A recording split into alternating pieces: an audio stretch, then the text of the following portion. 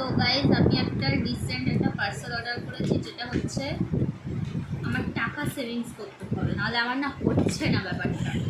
ওই জন্য আমি টাকা সেভিংস করার জন্য একটা ওই এখন বেরিয়েছিল না উডেনের ওইগুলো আমি কিনেছি। তো এসছে অনেকদিন আগে, কিন্তু আমি মানে আনবক্সিং করছি আজকে।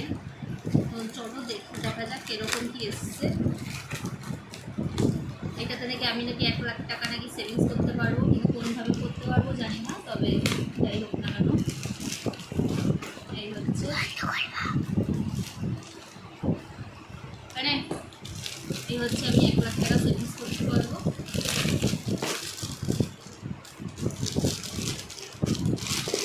কিন্তু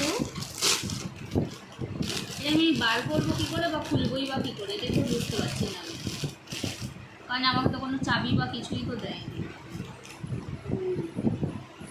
কিন্তু আমি বার করবো কী করে বা খুলবই কী করে।